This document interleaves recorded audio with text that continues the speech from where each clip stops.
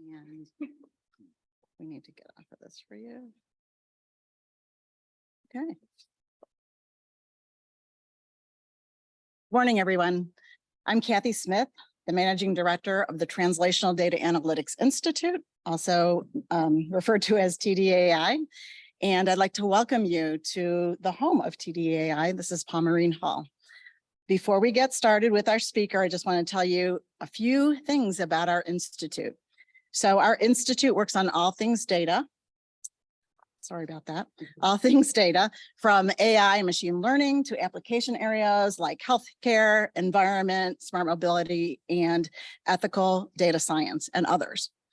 Our programs in research, education, and outreach involve faculty and students from all 15 colleges and more than 60 disciplines. And if you'd like to know more about our program, I'd love to tell you. We'll have that conversation offline, but now is time for our speaker. Today, we are delighted as TDAI to co-host our distinguished speaker, along with our partners, the Department of Computer Science and Engineering, as well as the 5G and Broadband Connectivity Center. So I believe, okay, yes, Anish. Thank you, Kathy. Thank you for the wonderful partnership. And so, it's my pleasure to introduce David Joyner to you. And thank you all for being here. I realize this is that part of summer where things are in a lull. I know a lot of people are online, and in true David fashion, most of this class will be witnessed asynchronously, I'm sure. So he has kindly consented for us to record this. David is the executive director of online education and the online master's program in computer science at Georgia Tech, which, as you know, is sort of this trailblazing program that has become a significant part of the university. He is also an adjunct faculty member in the School of Computer Science, School of Interactive Computing, right? Which is, as we know, a school that Dean Howard created. So David's already close to us. And to make him even closer, he is the PhD advisee, former PhD advisee of Ashok Goyal, who is one of our very, very, eminent graduates. So we feel very close to David, even though it's the first time I'm meeting him today. And, especially excited to have him here because I think, first I forgot to mention that David's got his PhD in 2015 and showed that he was sort of on a distinctive path. Even then, his PhD was recognized by Georgia Tech as being special. And he has lived that PhD experience in everything he has been building. So he has continued to be a very prolific researcher, learning from what he is building.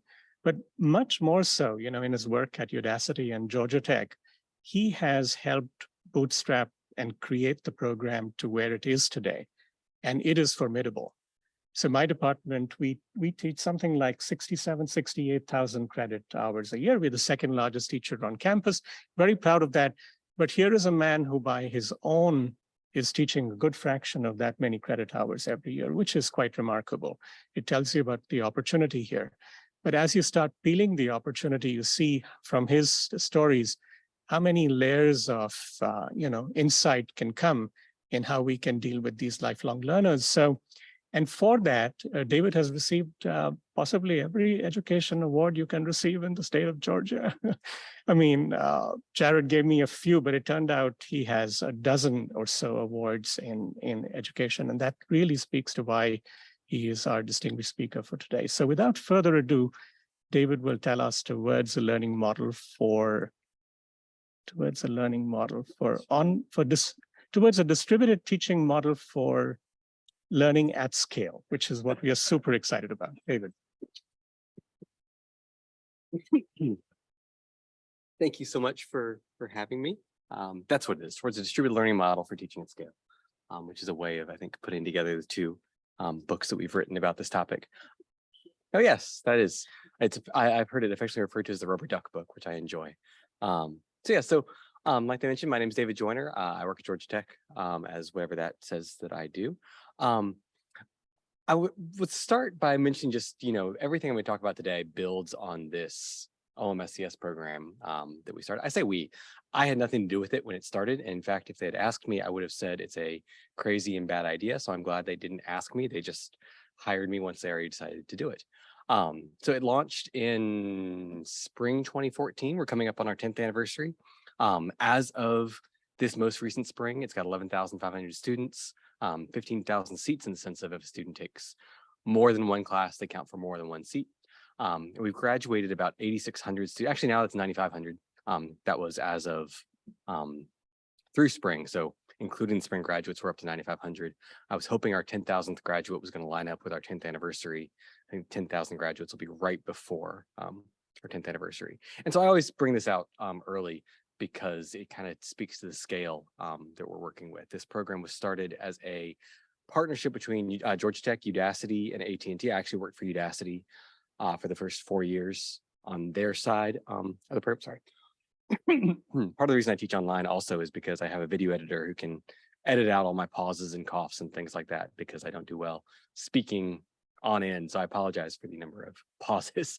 But yeah, so it started as a partnership between AT&T, Udacity, and Georgia Tech with an eye towards this idea of, this is right on the back of the MOOC revolution by academic timetables. This is 2014. The year of the MOOC was 2012. And then 2013 was the year that everyone realized the MOOCs weren't delivering on their promise. And so a year after that, we were finally able to launch something that built on that. But it was an idea, the goal was to try and take what made the residential experience important, and that it was, carried credit, it was rigorous, it was reputable, people recognized it, and merge it with what MOOCs were doing at the time, which is making things affordable, scalable, accessible. The challenge very often I think we saw with MOOCs was this fact that, there were lots of them, they were great tools for access, they were great tools for outreach, but no one really knew what completing a MOOC meant. You see a MOOC certificate and you don't know, so on my one of my documents, I've got a list of the MOOCs I've completed, mostly just to show, variety. But it's remarkable because, one of them is a 30-minute video that you watch the video and check a box at the end attesting that you watched it. And here's your certificate. No assessment, no nothing.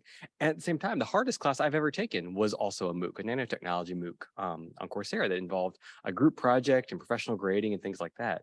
So you had this, immensely wide spectrum of what a MOOC certificate could mean, which kind of collided with what made a 4-credit experience recognized, is that everyone kind of knows, we kind of know what 3 credit hours represents. Now, at different universities, it might be a little bit different, but there's kind of this unit of exchange that lets us kind of do an exchange rate between different places, both in terms of credit hours, degrees, certificates. A master's degree is a master's degree and you can get it from different places, but it's recognized as its own kind of thing.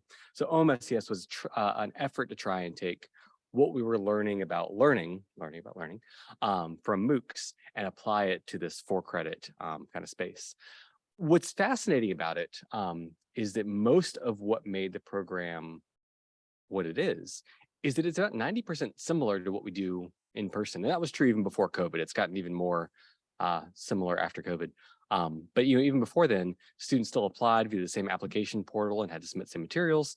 They enrolled via the same system, which was not built with online registration in mind, which can be a pain because the entire system is built with the idea of scheduling rooms, which we don't have to do. They submit all their assignments via the same learning management system. We use Canvas as well, which I say is the 3rd best thing to ever happen to me. And I'm married with 2 kids, so you can do the math on how much I love Canvas because it really has helped a lot. We used Sakai before that, and a very early installation of Sakai for anyone who's used it, which is approximately the equivalent, I think, of going from driving like a 1985 Volvo to a Tesla. Is that switch? It was much better for what we use it for. And students have to fulfill the same graduation requirements and everything like that. So for the most part, it is the exact same thing we do on campus. The same registration, same assignments, same TAs, same grading models. Pretty much everything is the same, except you don't have to be in Atlanta and come to class 3 times a week. You watch things asynchronously online. What makes it different is that online component. It's not just that, contrary to what some people who started this program would say, online learning has been around for quite a while, as we all know. What made this a little bit different was it tried to embrace what we could do differently online rather than just using online as kind of a transmission mechanism. So it tried to build things to be online instead of just being put a camera in the back of the room. Affordability was always one of the main things. When the first call happened to try and brainstorm this, Sebastian threw out the number 1,000 of, can we do $1,000 master's degree? And eventually we went up and down and landed on about $7,000, which is, I'm sorry, these numbers are actually now incorrect. It's actually gotten cheaper because they removed a fee. So now it's $107 per semester, not 301. So now it's between $6,000 and $7,000 for the whole degree, which was always one of the goals, and a goal that can only really work if it reaches some kind of scale. One of the things that I find most inspiring about it, and I say again, I had nothing to do with this decision, this predated me, is that one of the guiding principles from the beginning has been for it to be inclusive, in the sense of anyone who meets the minimum standards for admission gets in, period. And so we're able to let in a lot more people than we get on campus, where the fascinating thing is on campus, you say that your minimum bar is somewhere around here, if you have to be above this bar to get in. But if you have enough applicants, then it really doesn't matter where you set this bar, because you're only ever going to take this top fraction. And so it doesn't matter where you put that bar. For us, it really mattered where we put that bar, because we said anyone above that bar gets in. And if that means we let in 1,000 students, then great. If that means we let in 5,000 students, then we'll make it work. But as a result, the program enrolls students from a much wider variety of backgrounds who wouldn't have been competitive with an on-campus program. Our on-campus, it's mostly international students who just had a 4.0 from a prestigious university in India or China or our other prominent countries. Whereas for this one, we get a lot of people who didn't do CS as their undergrad, or did CS as their undergrad but didn't do too well, but now they've been in the industry for 10 years and they're ready to prove themselves again. And students who, are equipped to succeed, but they wouldn't be in that top little fraction of on-campus applicants. And as a result, it enrolls a much broader variety of students in the program. And it's built for working professionals in mind. So that asynchronous component is so, you don't have to ask your boss for permission to attend class Monday, Wednesday, Friday, 11 a.m., even from your office.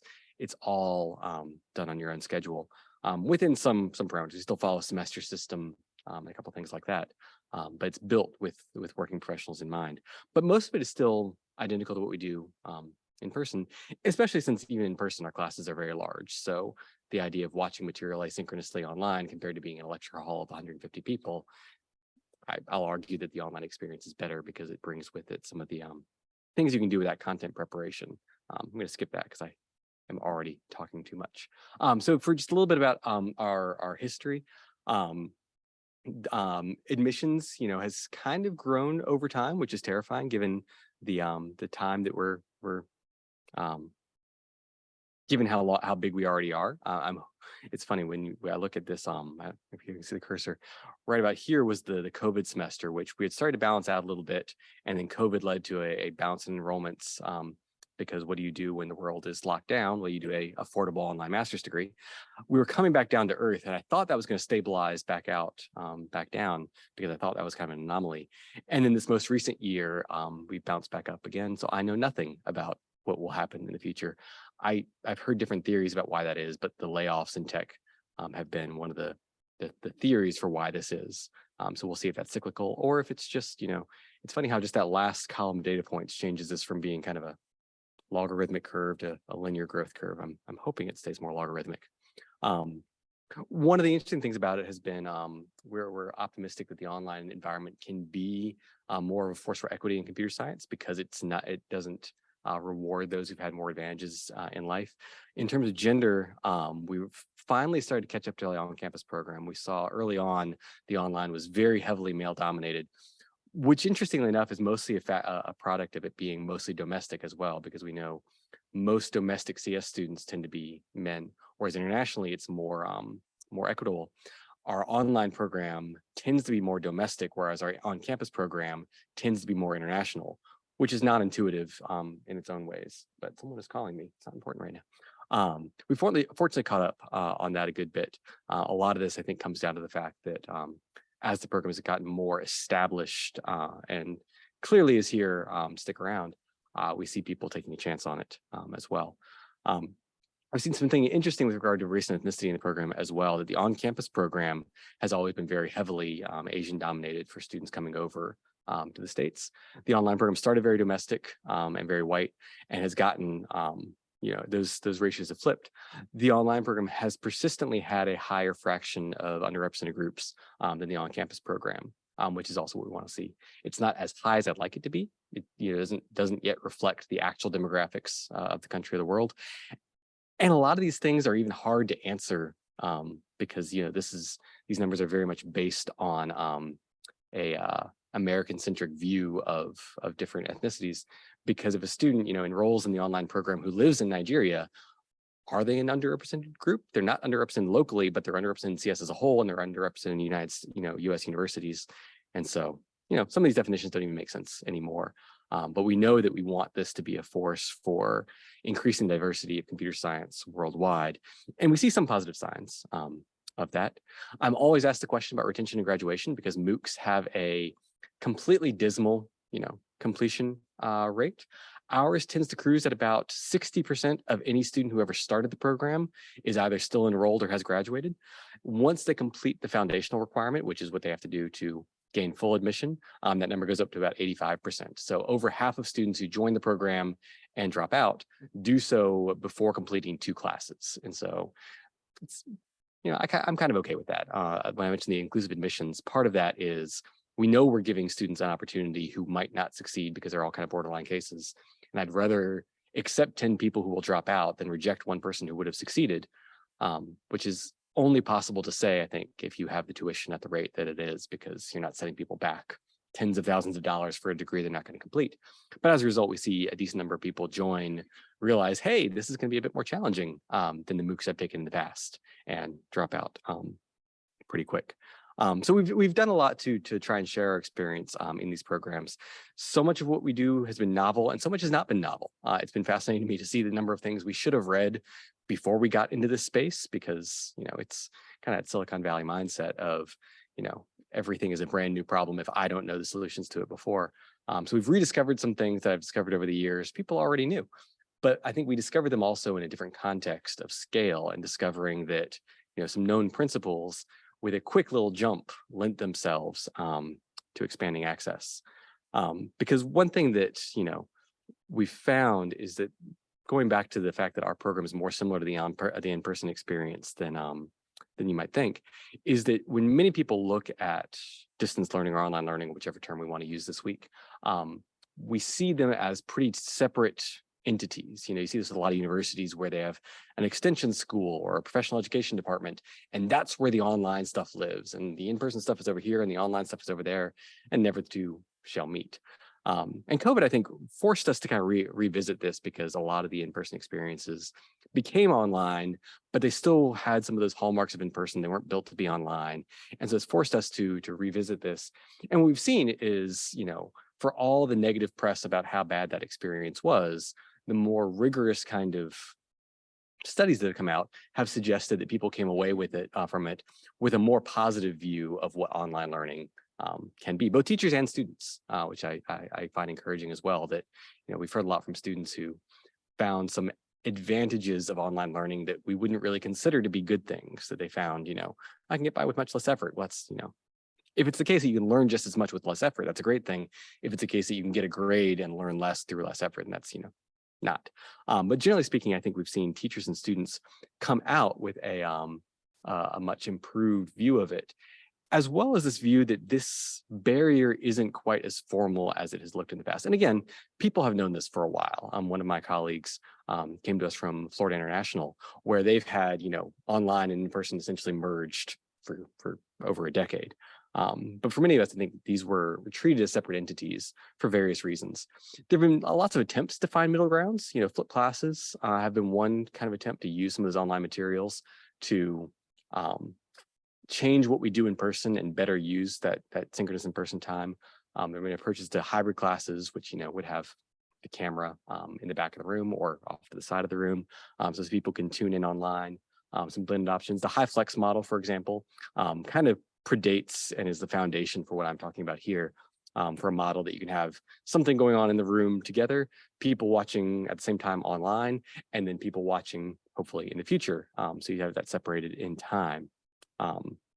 The challenges to these have always been that many of them are so experimental that I've seen lots of people doing flipped classrooms and doing blended learning, doing high flex, but as an experiment, and a smaller number of people doing them as business as usual, essentially. So many of these things get to be, things that people try and then kind of drift back to what they're more comfortable with for various reasons. A lot of times they're also difficult to evaluate, partially for some of the biases that apply when you try something new, you expect to see a good impact, not necessarily because of what you're trying, but because you're paying more attention to a lot of different things. People feel like there's something interesting going on, so they invest more. Kind of the placebo effect of interventions, kind of Hawthorne effect, but also a couple other things going on there. And so really finding out the merits of these can be a problem. My biggest thing is that they risk missing the point. I think a lot of these things, which is that when we talk to people about, especially faculty who are skeptical about online learning, about what the benefits of in-person education are, they talk about things like, I like having everyone in a room with me. I like being able to take questions live and give back live and speed up if people look bored or slow down if people look confused, and that kind of live back and forth. I like having the, people be able to talk to each other and participate. I like the feeling that just being in a room with other people, even if you don't talk to them, you sense the fact that, hey, other people are going through this with me as well. I'm part of something, part of a broader community that you don't get online necessarily. And then when people talk about the benefits of distance education, it's very often about things like, I can reach working professionals who can't commit to coming in person. I can reach people with disabilities who, for whatever reason, have trouble getting around campus, or who need some assistive technologies that are difficult to implement in the classroom. I like not having to be limited in how many people I can reach, MOOC scale reaching hundreds of thousands, or even just other online classes. My largest is 1,500 each semester, and I couldn't teach. If I taught 1,500 people a semester in person, that would be my job right there. In fact, our on-campus physics classes are like that. They enroll 5 300-person sections per semester. They have one instructor who teaches them all, and that's his entire job. Whereas teaching my 1,500-person class is one thing I do on the side of my real job, which only works because of at this distance, some of the affordances of distance learning. A lot talk about the fact that the access to content is persistent across time. So if you fall behind, if you have a health emergency, things like that, you're not forced into this weird space of, trying to catch up while also being at a disadvantage because you don't get access to the real thing. My school, in fact, has asked me in the past why I give more incomplete grades than anybody else on campus by a factor of about 5. And part of it is that I teach more students than anyone on campus by a factor of around 3 or 4. But part of it is just that it's so easy to do. And incomplete for us, I don't know if y'all have the same thing, just says, you got really sick, your family member died, something like that. For whatever reason, you couldn't finish during the semester, so I'm going to let you finish after the term is over. And for many of our on-campus faculty, that's difficult to give, because even if I say, you had a reason why you couldn't finish, now I have to figure out how you're going to get that content and when I'm going to grade your work and everything like that. And you're not in a great position to succeed. Whereas for me, it's just basically saying, okay, the deadlines no longer apply to you. Submit the work when you can. The content is all there. The classmates are all there. The TAs are all still here. You get the real experience. In fact, I'd like to do more of that. It's just we have this semester system we're stuck to. And the fact that students can adapt their pacing. We see a much broader range of students reflecting how much time they spend on a course online, from, someone who can get by in 3 hours to someone who can get, requires 25 hours to do it. And that's more plausible online. And what's interesting is that not everyone, but most of the advantages I hear people talk about for in-person benefits go back to what they perceive to be better learning, which I think is, I don't necessarily agree with that. I think better learning is possible online as well. But even just on a theoretical level, when people are talking about the benefits of in-person, it's very often focused on the learning. Whereas when people are talking about the benefits of distance, it's focused on access and who can get in that wouldn't be there in the first place. And I've gone through some of these, but students with disabilities, students who can't commit to that full-time schedule of coming in person, students who can't afford the astronomical college tuition. Some of these are kind of American-centric, but we're in America right now. So, students who haven't had the same prior opportunities in life, who haven't yet been able to go to the top caliber schools and get the good GPA, who wouldn't otherwise be competitive to get into a master's program at a reputable school. People who just don't live near one of these opportunities. Lots of people who need this expanded access component. We can talk about the belief that the in-person experience is better, but it doesn't change the fact that it's not better if you can't get to it. And so expanding access has a lot of these important things. And so the goal of this approach that's kind of been inspired by this experience has been to tear down this wall between what we do in person and what we do at a distance, by preserving those benefits, adding those benefits of distance learning in a way that we can actually compare head to head, and in a way that's individually feasible for teachers. That last one is important. We've seen lots of initiatives over the years that are, if you do X, Y, and Z, you can have the best of both worlds. You can do great things in both areas with students in person and students online.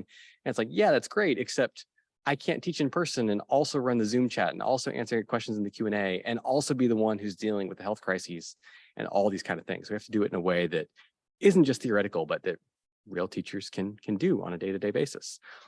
HighFlex proposes a model for this where you, like I said, you teach in person like this, you live stream it to people online, and then you also record it for people in the future to watch later. And it's, great for presenting the same content and same assessment. You can give the same kind of stuff, but it's very much, I think, the minimum bar of expanding access of technically you can watch this later and you can email me questions if you want to, but it's a little bit different than, having that be a first class experience. What Charles Isbell, our now former dean, today or yesterday was his last day, and I'm depressed. And I talked about in this book we wrote was a model for expanding this a bit by creating different, looking at different spectra for time and place, and treating these as different kind of first class objects. We have our synchronous co-located experience up in that top left. That is something that I think we will always do and should do. But the question is, can we use that as the foundation to create complete experiences for students who can't be here at the same time in the same place? And I'll go through what some of these kind of things mean. The color is mostly because in a lot of ways, it doesn't make sense to be synchronous in different places. I'm sorry, in the same place at different times, because there's some things we can talk about in that area. But if you're here now and someone comes here 8 hours later, it's a little bit different than saying you're watching the content at a later time. Whoa, that skipped a lot of slides. Whoopsies. All right, well, I'll go through them there then. But the general note there is the idea, especially of using excuse me, what we do synchronous and in person as a way of creating a foundation, because we're always going to do this, but can we use that to create something that people across time and space can benefit from? Part of the introduction that differentiates this from the HighFlex model is this idea of the cohort being important above and beyond the instructor themselves, because so much of the good learning, so much of the things we desire don't necessarily happen by being in the same room at the same time as the instructor, but being with peers, being with classmates and having people to talk to about that, either equals or also someone at the level of a teaching assistant. So someone who, sorry. No, you're fine. I'm glad you asked. So I can't go over there without losing the mic. So generally speaking, across place, the first S refers to synchronous, and so the C refers to co-located, and the C as an exponent is with a cohort. And so, yeah, it's the idea of whether you're here with me in person or whether you're watching later, or whether you're watching later with some other people. So you could watch later by yourself in your home office, which would be synchronous remote. I'm sorry. If you're watching, let me put it this way, or make oh, sorry. The question was just how you interpret these letters in my cryptic language. So the interpretation is that the C as an exponent means with a cohort. Other than that, S is for synchronous, C is for co-located, and R is for remote, and A is for asynchronous. And so to use this particular session as an example, everyone here in the room with me is synchronous and co-located, same time, same place. In theory, somewhere, I don't know if this is happening, but if it is, let us know, because that'd be cool. Some of you might be watching this live, but you're in a room with 3 or 4 other people, which has the benefit of, you can interrupt me and lean over and talk to something or draw connections, conclusions. You can have your own kind of discussion around it, driven by your peers in a way that is, valuable and advantageous. You might also be watching in your home office, in which case you're synchronous and remote by yourself, not around anybody else consuming this at the same kind of time. That middle one is then later, so we're recording this. Later, some of you might get together with a group of 5 people and say, hey, let's sit together and watch David's recording and pause when we want to and talk about things we want to, and use that as the foundation of something you do with people at the same time and in the same place. So you have your own little cohort people around this. Or you could do that and not be in the same room, but you could, set it up to stream over Teams, stream over Zoom, watch it together, but same kind of thing, be able to interact with other people live. That peer-to-peer interaction is really the focus here of something that very often is lost when we do that minimum standard of making something available remotely. And then if you're just watching the recording by yourself later, then you'd be asynchronous and remote, which is totally fine. It's that level of access that is important to make it so that anyone can technically access this. But wherever possible, we want to introduce some of these other factors that let you benefit from some more peer-to-peer kind of interaction. So one of the classes I teach is CS1. It's an undergraduate class. And I teach it online because I'm terrible in person. But online also allows scale, and it's hard to get enough people into CS1. And so it's an online class for in-person students. But by building it to be an online asynchronous class, it's been the foundation for some really interesting experiences. And so it actually stretches this kind of thing in the other direction, where we've started with an asynchronous remote structure. But we have a group of students actually, we had this one semester during the COVID semester. We had a bunch of students who were going to come to Georgia Tech from China. And then something happened that year, can't imagine what, and they couldn't come to Atlanta to start their college degree. So what our Shenzhen campus said is they can come to Shenzhen and have a college experience for their first year and take online classes with the folks in Atlanta. And most of the online classes were the usual live stream, high flex model, camera in the back of the room kind of thing. But ours was actually built to be in that model in the first place. But they then got together in their own in-person recitations, in-person study groups. And I actually got a really interesting picture of that semester, which, because of local conditions, Atlanta had no major in-person classes that semester, whereas Shenzhen, China was okay. They still had things. So I had a synchronous co-located cohort in China who would meet together every week, learning from this class from me teaching from Atlanta without my own synchronous students. And so they had this kind of nice relationship. And so what makes this feasible is that we know things in every area of this matrix have happened before in various different places. The thing I believe we should do is really focus or really push on making this standard operating procedure, making this business as usual. Because right now it's very often very one-off kind of things. And even in our program, for example, we'll occasionally get on-campus students who need to take an online class. And it's very much an exception-based kind of approach of, you have some reason why you can't enroll in person that semester. And so we're going to allow you to take this online class, as opposed to trying to make it accessible to everyone. So I mentioned, Florida International, for example, has something like this, where apparently every in-person class has an online section devoted to it. The question is, can we then use this to also scale up our offerings, which naturally should happen since that's opening up access to people who wouldn't be able to access otherwise. But can we scale it up in a way that then lets us drive down the cost of these programs? So this program, for example, like I said, entire degree is between $6,000 and $7,000, depending on how long you take. And it covers its costs. It's not subsidized. It's not anything like that. It's not just an outreach activity. It covers its costs pretty comfortably, actually, because at that scale, so many of the flat costs get amortized. And so it's able to achieve that. And so that's where this kind of transitions into some of the challenges of teaching at scale. So this has all been about using an in-person experience as the basis for something that's extended across time and space. But ideally, if you do that, you're going to get a lot more students, and that introduces its own kind of challenges. And so for that second book that we wrote, we sat down and kind of were looking at, over the conversations we had over the years with lots of different people, what were the challenges that people most often brought up, and how did we solve them? And what became interesting about it was that it wasn't just a case of people brought up different challenges that were tough to solve. It was also the case that those challenges were hard for us to remember at times, because once we solved them, we no longer even saw them as challenges, because there was an opportunity embedded in those to make things even better. And so what had been just a problem to solve, to do the other stuff we wanted to do, became an asset to doing certain things even better. So I actually identified kind of 10 of these that break down kind of into two categories. But one of them was this notion of asynchronous instruction, just that MOOC model. Very often MOOCs we saw were much more lightweight and high level, and they were really kind of outreach intro activities. And this question of how we can actually teach well when we don't have that live back and forth.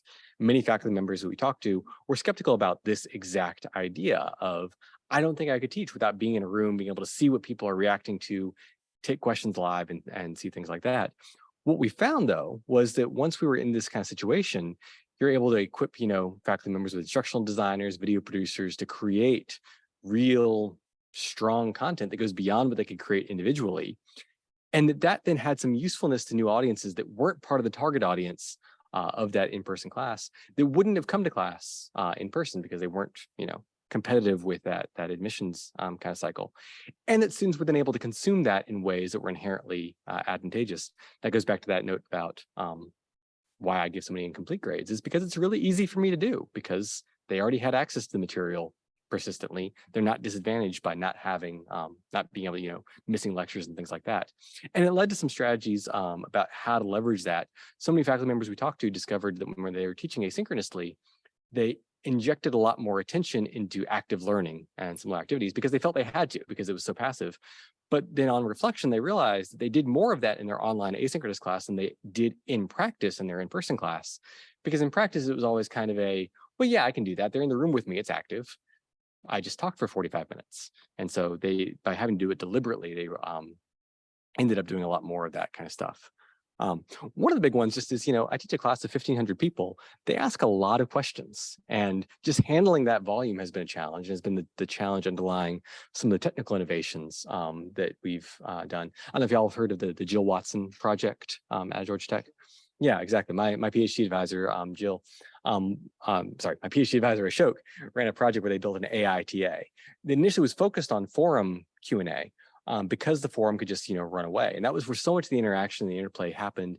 I described the forum as where the real classroom actually is. And so handling that volume initially was a challenge until we discovered it was actually the most fun part about running these classes, because in this asynchronous environment, students were much more willing to help people that, so Anish asked the question a minute ago. It would have been strange for someone else in the room to raise their hand and say, David, you take a second off. I'll answer that question for him.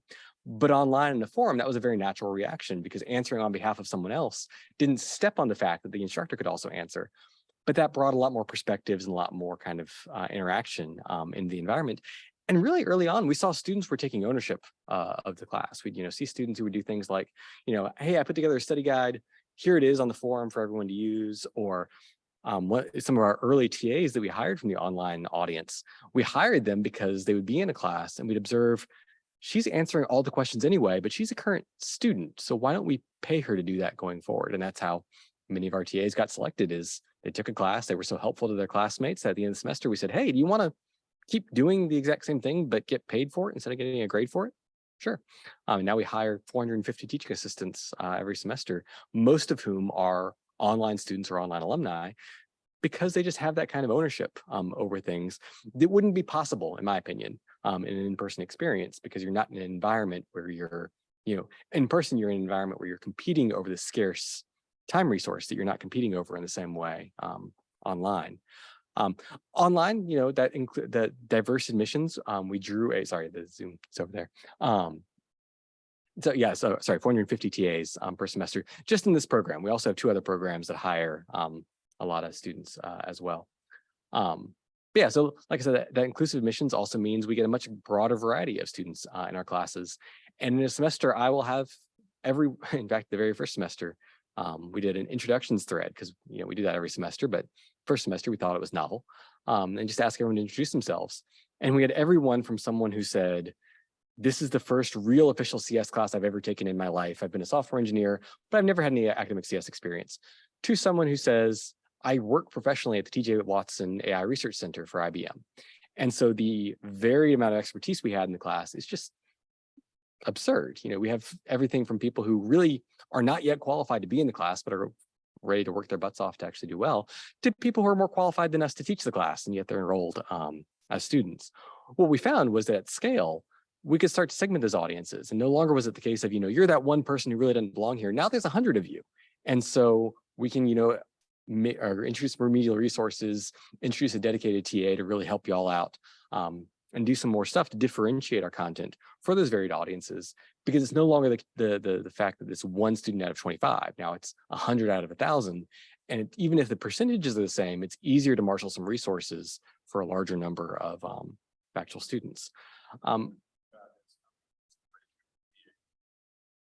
So generally speaking, I say it's 40-1. The actual formula is a little bit more complicated. We hire 1 TA per class plus 1 per 50 student plus 1 per 300 students. But in practice, it ends up being about 40-1. So, and about 75% of them are online students or alumni. 25% are on-campus students of some kind. So, yeah, please. Mm-hmm. So one axis is number. Mm-hmm. Other axis is Mm-hmm. so most of the students have some. Mm-hmm. Mm-hmm. Yeah. So what I find is that that's a very much harder, to find out about Mm-hmm. much harder. Many of the folks, take classes, they do a lot of. Mm-hmm. So I was thinking at some point that. Yeah. Yeah, so to summarize for the folks online, so the question is essentially, am I summarizing this correctly if I say that the TA needs from class to class can vary significantly? Yeah, yeah. Yeah, I think so. The way we handle that, quite honestly, is more prescriptively, in the sense of we say, this is our formula for hiring TAs. These are the kind of students you'll have in your class, design accordingly. And so it's a case of, so for some faculty, I'll get the heuristics around, most of what our TAs do is grade assignments. 75% of all work that students submit across the program is graded in whole or part by humans. So it's very little auto grading actually going on in the program. So most of what the TAs are doing is grading. So in my classes, for example, I've got about, across my master's classes, 80 TAs, and 1, 2, 3, 4, 5 of them have a primary responsibility that's not grading. The other 75, grading is their primary responsibility. They'll do other things too. Most of what they do is grading. And so I can tell our faculty members, you'll have essentially 10 hours of TA time per week per 40 students. So if your assignment is going to take 30 minutes to grade, maybe have one of those due every 2 weeks. If it's going to take 15 minutes to grade, you can have one of those due every week. And you can kind of do the math to reverse engineer that. That extra flat that I mentioned, the 1 per class plus 1 per 50 plus 1 per 300. The theory behind it is that the 1 per 300 and the 1 per class are the head TA kind of level. Those are the forum, Q&A, office hours, administration kind of thing that grows with enrollment, but doesn't grow as linearly as grading of, grading grows, very linear. The 1 per 50 are meant to be the more on the ground TAs handling the weekly grading kind of routine. In practice, every class does things differently. So for the program as a whole, 75% of work is graded in whole or part by humans. That's based on class enrollment as well. So, but that kind of goes to program as a whole in a different way. But different classes do different things. So a couple classes are almost entirely auto-graded. And so what the TAs mostly do is office hours, helping on the forum, doing a lot more of that individual intervention. So it does differ class to class. There's a theory behind where that formula comes from, but in practice, it's a little bit different. We've experimented a couple times as well with getting a little bit more flexible, I guess, except flexible sounds inherently good, and this didn't work out that well. One thing we observed was that for complicated HR reasons that I don't need to get into, some of our TAs work hourly and report hourly hours, whereas others are salaried, stipended, and get the same amount no matter what. And for our classes that have very high withdrawal rates, it makes a lot of sense to have hourly TAs because then the amount of work goes down as students drop. And so we tried a couple times to do things, and it also goes to the fact that, we generally hire TAs on the assumption that they'll work 15 hours a week. But many of our online students who want to be TAs can't commit to 15 hours a week. They have families and jobs and their own classes. They could commit to 5 hours a week. And I think that's a great opportunity. If you could have, instead of 1 TA per 40 working 15 hours a week, if you could have 1 TA per 13 working 5 hours a week, that work is parallelizable. And so, 5 TAs working 5 hours can do something faster than 1 TA working 25 hours because they can work in parallel. Frankly, what we ran into was that that's all well and good, but the advantages it introduces do not outweigh the fact that there's still some flat costs associated with hiring new people, especially on the HR front. And our HR office already has to, hire way more people than we ever really anticipated for this kind of thing, and way more non-traditional kind of folks. So all this is to say that the 1/40 ratio is mostly because every attempt that we've had to try and get more flexible and squirrely with it has run into some other issues and a lot of diminishing returns. One of the fascinating things about the TAs for the program is they stick around forever, not forever, literally, but my longest tenured TA has been with me for 8 years now. Holy cow, Ken. My head TAs for my classes have been head TAs for 4 or 5 or 6 years. And as a result, they learn everything, there is to do. We hire TAs on the basis of when you start, we expect you to work 15 hours a week. But after working that role for 2 years, what took you 15 hours a week to do your first semester, you probably do in 10 hours a week. You get a lot more efficient. You learn the heuristics, you learn the common patterns, and you can do it a lot faster. But we don't reduce hiring based on that. Ideally, we reinvest that, but a lot of the time it's just, now you're working a bit less and you were never really in it for the money anyway. So the fact that you have fewer hours now probably is not bothering you. So I think the biggest thing we've learned through it was, ironically, the needs and the motivations for a part-time remote workforce and how they really want to give back to some of these things. And that makes a lot of the other problems go away because you just have people who are there because they want to help out and solve things every day. I'd say every month I'll sign on to the Slack organization for my classes where our TA chats exist.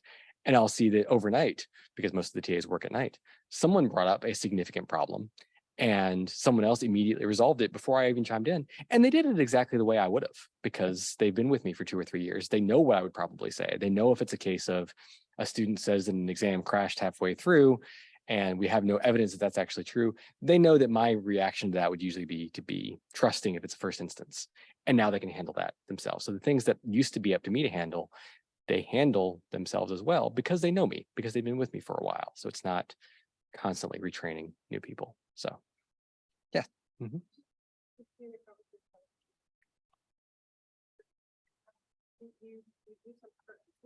Mm-hmm.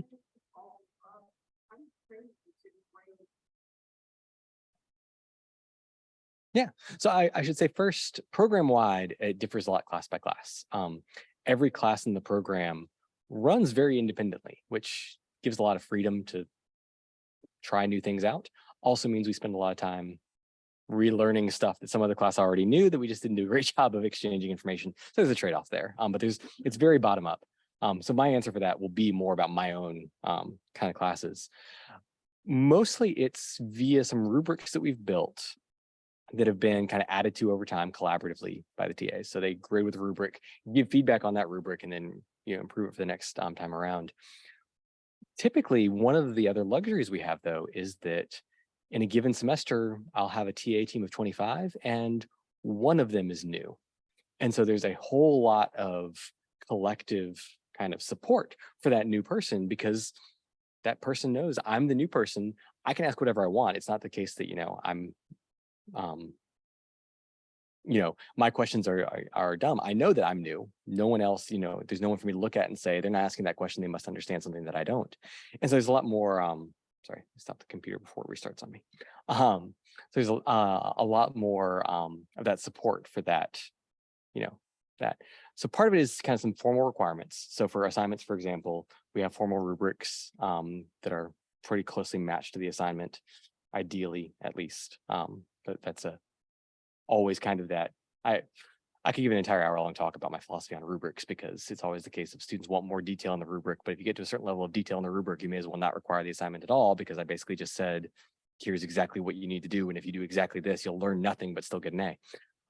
So that gap is always a little bit hard to navigate. But it's a mix of formal rubrics, lots of support from the established folks in there, and some very clear expectations. That's been the interesting thing about managing this kind of workforce is that they're there for the right reasons. They want to give back. They're also extremely busy. And so if you say, here's your stack of assignments. I need these back by Sunday at noon so I can post grades on Sunday afternoon. Generally speaking, they'll do fine.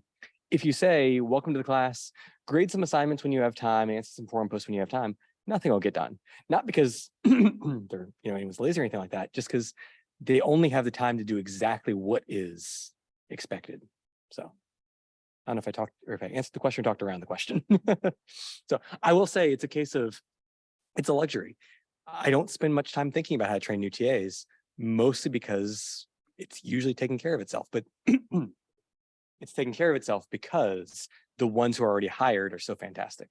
And so they'll see, Anna's the new TA this semester. We're going to take her under our wing and make sure she does fine. And they know me well enough to know what that means. So yeah. So I will skip ahead a little bit. So you can see kind of the other challenges. The book has a more complex rundown of the way we addressed all of these. I should ask, of these others, so isolation among students, the fact that a degree is more than just a set of classes, it's a campus experience, a consistent grading across people, giving qualitative feedback on assignments, ensuring academic integrity, handling edge cases. Are any of those particularly of interest to anyone? I can talk more in detail about those. Oh yeah, that's always one of the good ones.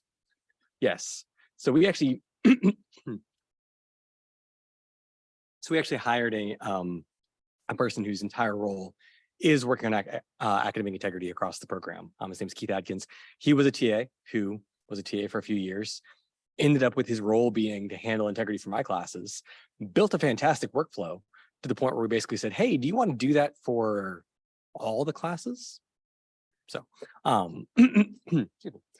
So we saw the value that would deliver and created that role.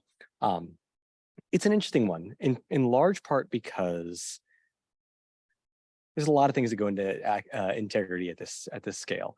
One thing that is a consistent kind of challenge is that we do get a very broad diversity of students from different backgrounds, different levels of prior technical ability, as well as different cultures.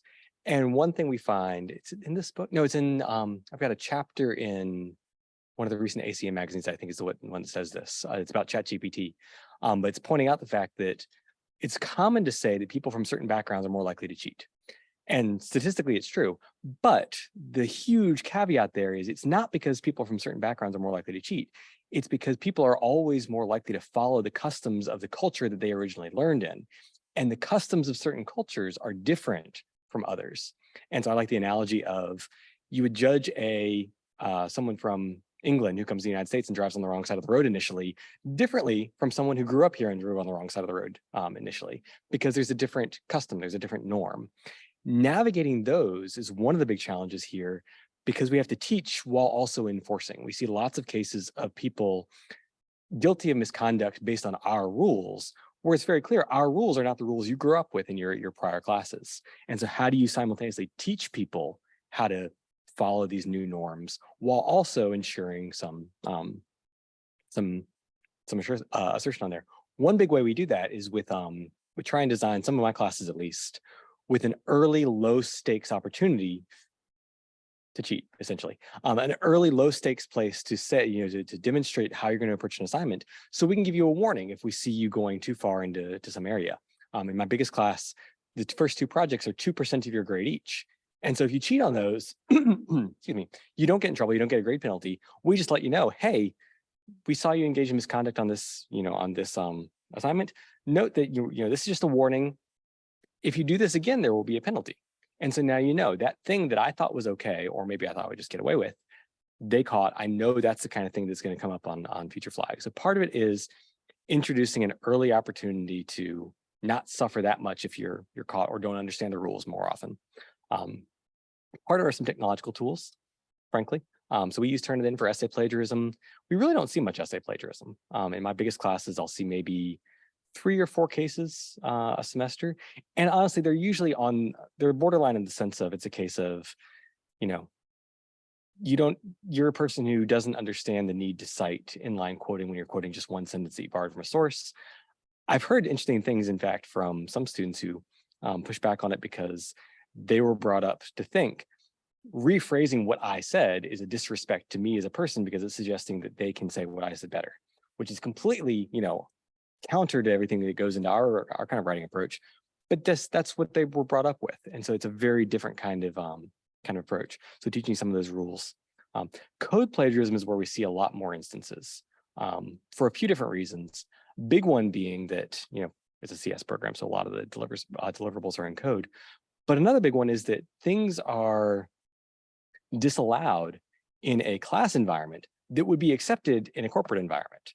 And so when working with working professionals, we're often saying that thing that you do every day in the workplace, you're actually not allowed to do here.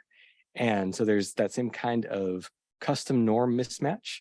There's also a lot more frustration about that as well of, I'm here to learn something that's going to be useful at the workplace. And yet you're telling me I can't do this thing that I can do in the workplace. Why not? And we have our reasons for it.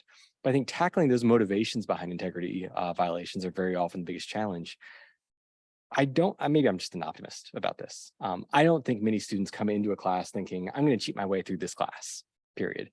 I think what happens is they come in, and this is not just hypothetical, this is based on the responses we see in the conversations we have, because when we suspect a student of misconduct, it initiates an initial conversation, because if we can talk and come to an agreement about what happened, the case is handled in a certain way. But most of the responses we see are things like, I'm so sorry, I underestimated how long that assignment was going to take me, and so I got desperate. My kid got sick and I ran out of time, so I was desperate. I didn't think that was misconduct because that's what I do at work. Things like that, those motivations that aren't, I set out from day one to cheat, but more, I ended up cheating because I don't understand something, or I ended up cheating because of desperation and trying to adjust for those kind of things. Our challenge. Once it happens, we have an obligation to be consistent across everybody, which is also helpful because it avoids us ever being in the situation of, that's a good enough health excuse to cheat. That's not a good enough health excuse to cheat. It's a case of, this is the rule, you violated the rule, once it's done, it's done. We have a big announcement early in the semester that essentially lays this all out for students and says, be aware, if you're caught for misconduct, this is what the process is going to be. And there are no excuses. There's nothing you can say if we find that you copied code in this way that will make it okay. So don't do it. If you need more time, here's the approach to ask for more time. Worst case scenario, we're going to be here next semester. You can withdraw from the class, take it again, you get a prorated refund. You can reuse the work that you yourself did even. And so trying to make it very clear from day one of, once you end up in this workflow, we're obligated to be consistent across people. But in advance, here's all the ways you can avoid being in that situation in the first place. So. Yeah, this is almost, I'll click through real quick just to say, yeah. It's a little hard to say, in part because we're so much more deliberate about it that we uncover a greater fraction of cases, but we also, it's a classic detection kind of thing of, we see more misconduct in the online program than we see in the in-person program, but we're also checking for it a lot more rigorously. So, we use MOS, measure of software similarity, for checking for code plagiarism. Many on-campus classes don't check for that at all. And so unless someone happens to search for the right line of code, it doesn't get away. The fraction that we see is significantly lower than the fraction the literature says is common at this level. Now, granted, the literature says that the rate of cheating in college is anywhere from 5% of students to 75% of students. So it's already a massive kind of bucket. In my classes, we usually see a rate of about 4% of students ever getting a warning, and an additional 4% actually being found responsible for some misconduct. So about 8% ever are in this area of suspected misconduct. It's higher in the classes that have code, because code is where most of the cases that we discover are for all those prior reasons. At most, it's 10 to 12% of students why they get a warning or an actual misconduct case at some point. So I think that number's right. I get a little bit lost sometimes because a repeat offender should only count as one student, even if they count as more than one case.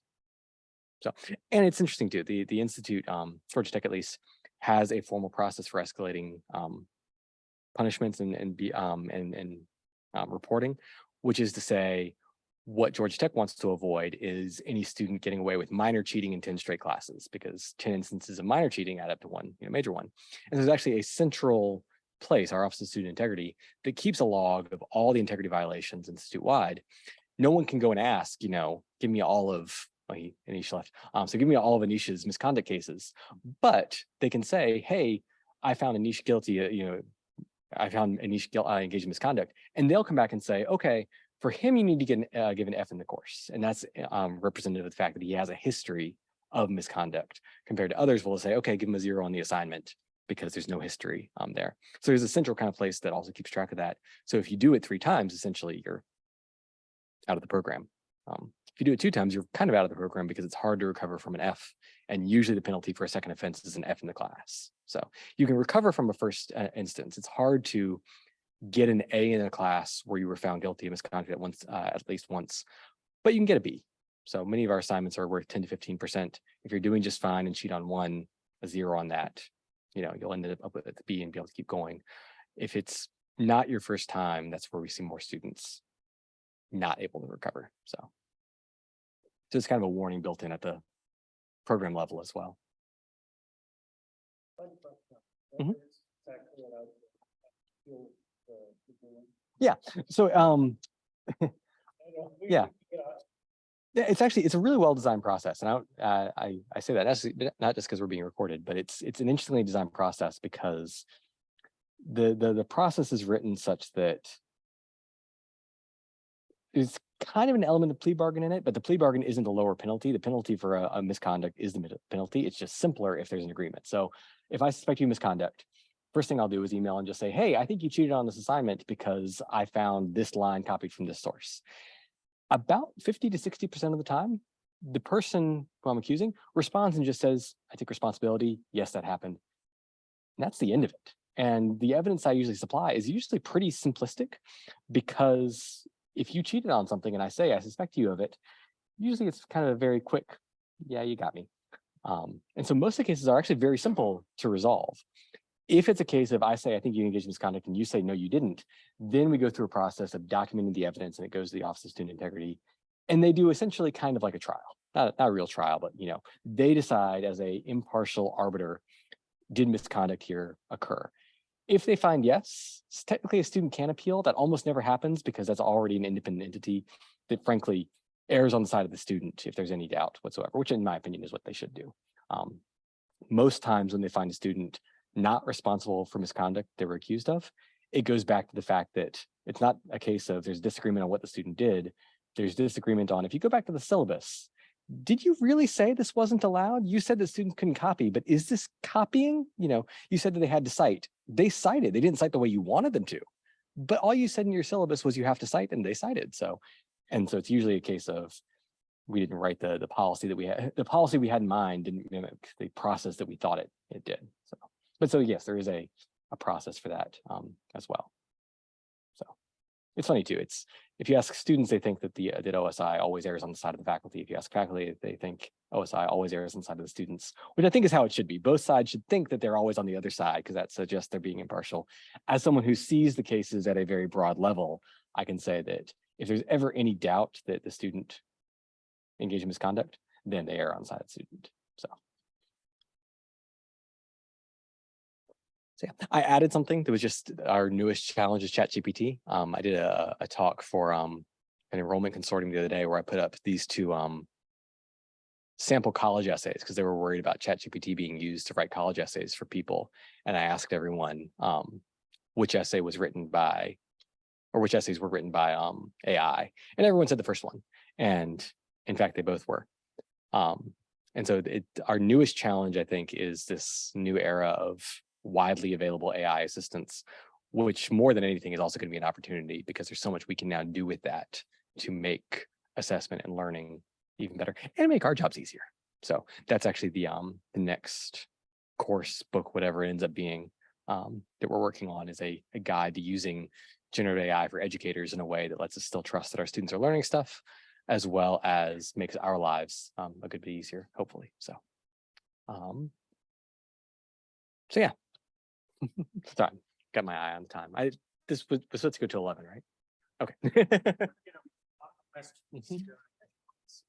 No, I prefer that because Spirit of just keeping us all on time. Maybe time for 1 or 2 final questions. Yeah, please.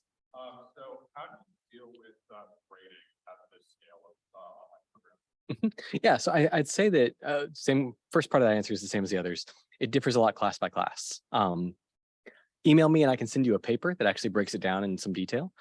We had a paper called Squeezing the Limeade, which makes sense, I promise. But it's about the different workflows that different classes use. We also had a paper this one's coming up this October, but I can go and send you the version because why not? It's called Making the Grade. It's a real in-depth look at how grades are assigned in the program. Generally speaking, like I said, 75% of grades in the program are assigned in whole or part by people. For my classes, that involves first rubricizing it pretty thoroughly. Which again, I have a love-hate relationship with rubrics. I'd rather have some more holistic approaches, but at scale, it can be hard to do that. So we have that process. So there's a rubric. New TAs are trained on the rubric. Generally speaking, they get it pretty fast because the rubrics have been refined by TAs in the past. And so it's kind of I want to say it's a collaborative rubric because it's not like Gradescope that has an actual feature for a real collaborative rubric that you build over time, but it's a rubric where feedback is incorporated and used the next time around. And then for my classes, at least, there's an escalation process of you can request a regrade. It goes to a centralized regrade TA who can see the patterns, partially to be able to make sure that they're being consistent across all theirs. So that's consistency at the next level of the ones who get escalated to a regrade request. We know there's consistency because it's one person handling all of those, which if we get to a scale where that's no longer feasible, we'll introduce another kind of challenge. But then also I have a particular one in mind. His name is James. James is then able to say, hey, I'm getting a lot of regrade requests from Sam. So we need to contact Sam and let him know that these are the nature of those kind of things. So there's kind of a feedback cycle as well going through that. We've done some other more in-depth training in the past. I've got a couple systems I've worked on in the past that do some integrated reliability passively in the system. And that's one of the things in that Squeezing the Limeade paper, which if you search for Squeezing the Limeade, you'll probably find a bunch of recipe videos, not that paper. So, but if you search for it with my name, you'll find it. But some different ways of doing it. Some are more active about training people in advance. I tend to like what I call passive ways, which are things you build into the process that will give you a signal after the fact that something is inconsistent. I used to do an approach where every assignment that was being graded, I would randomly choose 3 people in the class who would get graded by every single grader, and the graders wouldn't know which of those were. So I would have 3 people who I could go in and say, everyone gave the student 100% except for you gave them 50. So let's take another look at all your grades, because if you're going to give one student randomly a 50, chances are you might be being more strict or you might be misinterpreting something like that. We'd usually try and do it as well, where the 3 students we would pick for that would have some prior history in the class, and we'd choose a high performing, mid performing, low performing student to be able to help identify cases of, oh, this TA, the reason why they always have a very high average is they're giving everybody very high scores. They gave the student who got a 60 a 95 on that particular assignment. So some passive approaches that let us kind of go back in and see that. I've stopped doing that in part because for the past 3 years, no intervention was ever necessary. I think that's mostly the consistency of the TA team, is that the ones who are there semester after semester figure things out. The new one can quickly it's easier to check that 1 or 2 new people and say, how is your average mapping up? And some tool changes made that more difficult, but there's a more comprehensive look at different approaches to that. Oh, thank you, whoever found the paper. So yeah, that paper has a more comprehensive look at different approaches different classes use. Some classes really like auto grading for that exact reason, which I think can also be a good thing if you do auto grading correctly. If we're replacing open-ended essays with multiple choice questions, then that's not a good use of that. But we've seen some really novel approaches to doing some more automated evaluation, where students, in a couple of my classes, for example, it's code, it's graded automatically, running some test cases automatically, but they get unlimited attempts on that. And so it's more focused on having a nice feedback cycle of, keep doing it until you get the maximum number of points. And then we also get to raise our expectations a little bit on other places, because we say, we expect you to get 100 on that assignment. It might take you 30 hours to get 100, but we expect you to eventually get there, and you should keep trying until you get there. Yeah. Mm-hmm.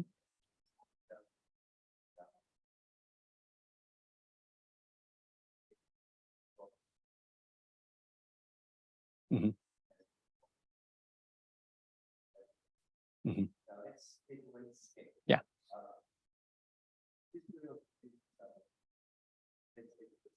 Mhm.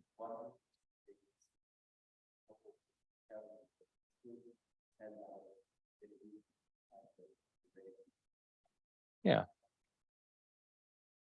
Yeah, that's a great question. I'd say that it's also the fact that even history technically will build itself up over time, but only if you're able to, it's like a fire. You have to have that initial spark.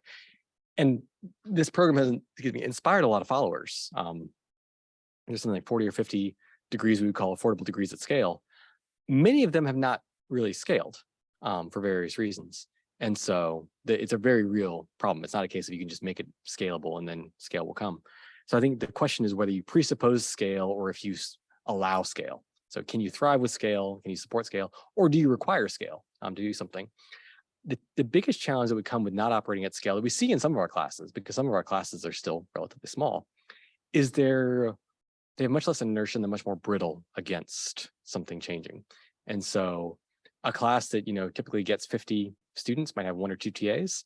If both those TAs decide to quit after a particular semester, that's, radically changes the amount of work involved in delivering that class next semester. At a program level, that same kind of thing would happen. There's so much more work that would be involved in running certain things if you aren't scaled to the point of being able to have a pretty reliable body of people and body of content that you take going forward. It's kind of like I guess like starting a car that doesn't want to start. Once you get it revved, it perpetuates itself, but revving it if it doesn't want to start can be a challenge. And so I think there is that question of, are you presupposing scale? Do you require scale to operate? Or do you have a model that would allow scale to arise? And it works in different ways in different places. So we very often talk about scale in terms of money. It's relatively easy to draw the numbers and say, this is how much a student pays in tuition. 40 students add 1 more TA, 1 TA costs this much money. Does the amount of tuition raised by 40 students cover the salary of that TA? And, for us, very easily. That works because scale is large enough that all those flat costs, like my salary, are amortized across a much larger number of students. And so we're really only interested in those incremental costs of make sure that hiring a new TA is covered by that salary or by tuition from those students. If you're not at scale, you have a much less durable financial model, I think, because you still need some flat costs. You still need some people who are going to be there no matter what. And now, does that dictate what you do for tuition? That becomes kind of the same kind of self-defeating cycle of, okay, we need to support these 6 full-time people, no matter if we get 10 students or 10,000 students. But right now we only have 50. And so tuition has to be this high. But because tuition's that high, not as many students are going to join. And, that defeats that scale kind of option. For us, frankly, the way that was avoided in large part was because the program launched as this partnership with AT&T and Udacity. AT&T gave a bunch of money at the beginning. And so there was some room to say, okay, there's an endowment, not an endowment, there's a pot of money that's going to cover our costs to get up to scale, like very much kind of Silicon Valley investor model of everyone knows we're not going to make money on day one. There is something we can draw from. In retrospect, we can go back and say we didn't need that money because we made more money than they gave us over time in terms of the excess. But that's not exactly true because it still served a purpose at the time. And so I think having that kind of cushion from a sponsor or from whatever can be helpful. It helped us as well in many senses because since this was so experimental, it had to basically exist on its own. It wasn't going to be subsidized by the state. We weren't going to have in-person students paying to subsidize the online students. So it had to have its own budget. But as a result, we were able to be very deliberate about what do things cost, because all of our costs and all our tuition is in this bucket, as opposed to kind of what very often happens with higher education of there's all these overhead costs and no one really knows what all these overhead costs are going to and where they're coming from and how much different things cost. And so it can be hard to know where to set certain values because so many of your costs are not within your control.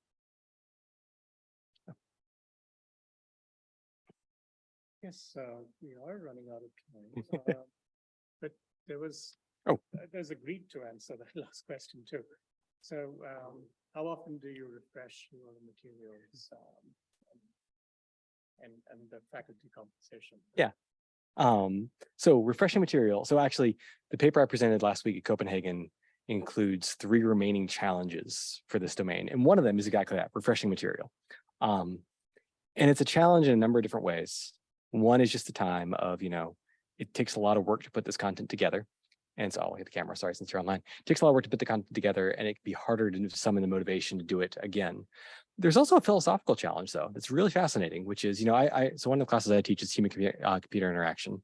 Correct me if I say anything, if I overrepresent how good it was. One of the people in the room took the class as well. But one thing, fascinating thing about it is I filmed it almost 10 years ago. And there's something that feels wrong about still using content I filmed 10 years ago. And yet, if I was to refilm it today, I wouldn't change very much, because the things we cover in the class are foundational principles of human computer interaction. They haven't changed. There's nothing I can point to and say that's no longer accurate. Now, for some classes, that's not true. We have a health informatics class that's been revised like 4 times because that field is changing so fast that it needs to be. But for a lot of our classes, the core content stays durable. And that's in fact something, one of our design principles for new faculty as well, is in outlining your content, you're going to invest a lot of time into creating some really nice visuals, really nice videos, things like that. Focus on those things that you're confident will still be relevant 5 and 10 years from now for those. If something's going to change faster, let's keep it in a medium that can be more easily revised. So a text medium kind of thing, maybe some more informal videos, in your home office on your webcam kind of thing, because that then is easier to maintain over time. All this is to say is that it differs a lot class by class, as everything does, and from instructor to instructor. So some instructors will treat their online lectures the way they treat their in-person ones and tweak things every semester and add something here, remove something there. More common is a focus on committing to high fidelity presentation, the stuff that you're confident will be kept over time, and putting the things that change more often in a more mutable medium, which can make it a little bit hard to even reflect on how often you're refreshing things, because you almost have this category of material that you don't regard as permanent in the first place. So it doesn't feel like you're refreshing it. It just feels like one of your roles in delivering the class semester to semester is to write that portion of the content. For that HCI class I mentioned, for example, most of the content is durable over time, but every year there's new papers. And so we assign new papers. And so one of the things we do to refresh is we update the papers that we require year to year and update the assessments that reflect on those papers. That doesn't feel to me like a course refresh process, because I'm not doing anything different in video. And yet it's serving the exact same kind of function of, if I was teaching in person, I would throw up different papers, every semester. And so I think there's a lot that goes into even reflecting on what a course refresh means and the different kinds of content you have, because we're so used to this medium where there's me presenting live and that's the course content, and I naturally revise that over time. And that analogy doesn't hold in many ways. How are faculty paid per course? We pay via supplementary pay. So faculty are paid extra money to teach online, and as a result, teaching online doesn't count against teaching requirements or anything like that, which as a CS program is the only way that would ever work, I think, because it's already so hard to hire CS faculty that if it was in a position where doing this would require us to hire a bunch more faculty just to deliver this program, then it wouldn't work. It would either cannibalize what we do in person, or it just wouldn't take off online. And in fact, that was one of the original kind of conversation stipulations about it, was if we're going to do this, how do we prevent it from destroying our on-campus program that we think is really valuable and really important, both in terms of how do we make sure that no students, or that students aren't just flocking to the online program because it's cheaper, and how do we make sure that the online program doesn't, cover everyone's teaching requirements, so there's no one left to teach in person after that. The latter was taken care of by saying that this is all on the side, it's supplementary, it's an additional thing you can do. The former, fortunately, took care of itself. We never really did much to make sure that students would come in person instead of going online, but yet it just handled itself, mostly because the audiences are so different. Our on-campus program is mostly international students for whom the visa is a very important part of that equation, whereas the online program is mostly domestic students for which the fact that they don't have to move is the most important part of the equation. That's great. Mhm. David, thank you Yeah. for a wonderful talk and really thoughtful experiences and descriptions. Yeah.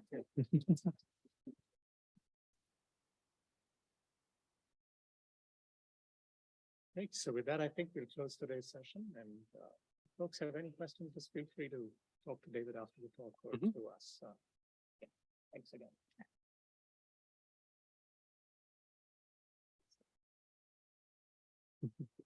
Question. Yes. One of course, Shapiro material science. Do you know if engineering faculties have the same program lines